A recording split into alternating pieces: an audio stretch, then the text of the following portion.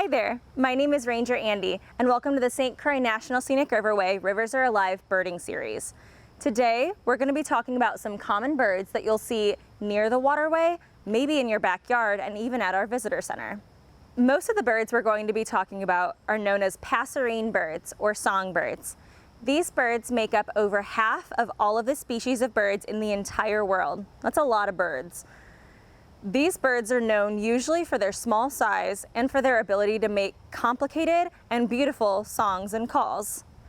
We're also going to be talking about two different types of woodpeckers, and like their name suggests, woodpeckers are known to peck and drill on the wood of trees, usually dead trees, to forage for insects and bugs.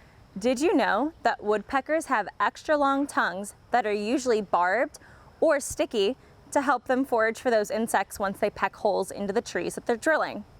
Pretty cool. Now that we know a couple of things about the types of birds we're going to be talking about, let's check them out.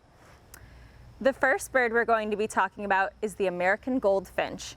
This small, distinctive finch is common throughout the entirety of the United States. Breeding males are a bright yellow with a black cap on their head and black wings with a strong white bar through the middle. Females and non-breeding males are a indistinct brown/yellow, and they're pretty dull looking. They're usually found in open woodland areas and at most feeders at any backyard. Their call sounds kind of like potato chip, so be sure to listen for potato chip when you're birding. The next bird we're going to be talking about is the black Cap Chickadee. This tiny songbird is common throughout the entirety of the St. Croix River Valley, and it's known for its tiny, cute size. It can be identified by its, again, very small size. It has a black cap and a black bib with bright white cheeks and an overall gray body. They're found pretty much anywhere that has trees or bird feeders, and they're usually heard before they're seen because they're so small. Their call sounds like a whistled pew or chickadee-dee-dee. The next bird I'm going to be talking about is the Downy Woodpecker. This woodpecker is relatively small in size, but it's very common throughout really the entire United States and many woodland areas. They're usually common foraging in forests, visiting bird feeders, or flying in a mixed species flock over the winter season. The males have a red patch on the back of their head, and both the male and female have a white belly, a black cap on their head, and a black eye patch. They also have white wing bars, white tail feathers, and black wing bars. The call sounds like a short and soft pick, and their drum is a steady drum when they're drilling on a tree, and it lasts for about 2 to 3 seconds. The next bird we're going to be talking about is the Baltimore Oriole.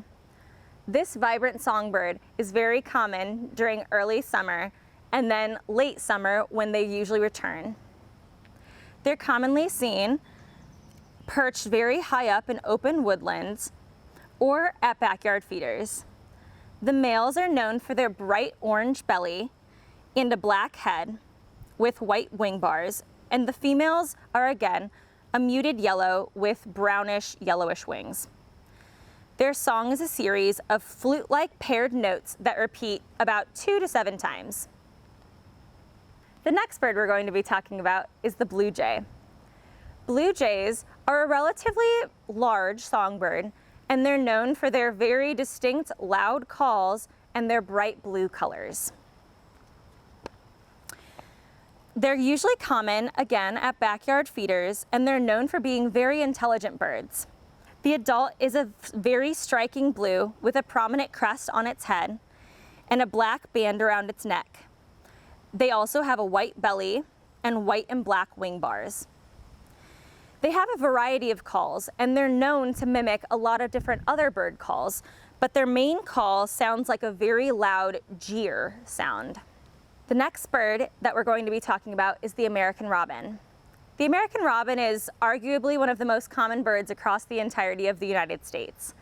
These birds are known to be relatively everywhere, in your backyard, in your front yard, in woodlands, prairies, just about anywhere. Robins have a rusty orange belly, a black head and body, and a yellow beak.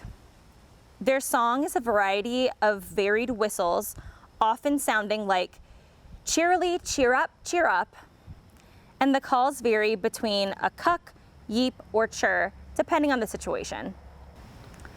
The next bird we're going to be talking about is the gray catbird.